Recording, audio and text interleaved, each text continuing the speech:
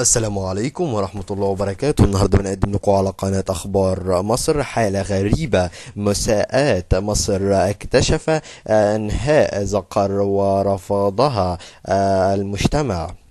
في قصة غريبة تحولت حياة إنسان بمحافظة الدقهلية شامل مصر رأس على عقب بعدم اكتشاف أن لديهم جميع جينات الرجولة الكاملة بعمر 13 عام. فقد عاش دعاء طارق الشاب أبناء مدينة بن عبد عبيد في الدقهلية عبد أنهاء على إنهاء فتاة منذ ولدها، لكن الصدمة انتهت بعمر 13 عام، إذا اكتشفت بعد إجراء فحوصات طبية أنها تملك أعضاء تنسيل ذكوري ومعها جميع جينات الرجولة كلها. إثراء ذلك تحولت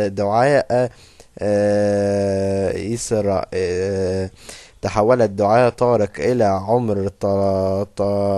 عمر طارق بين لديك وضحى وخريجات من المدرسة بعمر 17 عام. لكن الشاب لم يتمكن من إثبات هويته في الأوراق الرسمية. بدأ يعيش حياة الطبيعية كذكر ويعمل في مهن الرجال، كما تحول أصدقاؤه من الفتيات إلى الرجال، وأصبح يقلب بين جميع من حوله باسم عمر.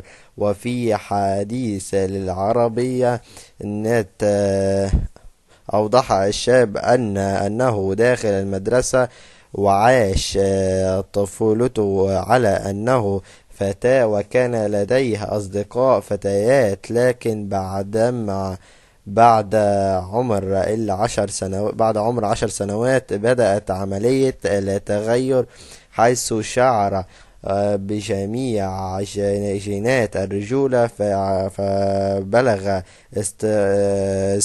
إصرارته بذلك لتقلب حياته رأس على عقب. كما أضاف أنه قرر ترك المدرسة بسبب التنمر، ومؤكدا أنها لم يتمكن من إثبات جنسه من الأوراق الرسمية حتى الآن. وما تنسوش تشتركوا في القناة وتفعلوا زر الجرس عشان يوصل لكم هو جديد. والسلام عليكم ورحمة الله وبركاته.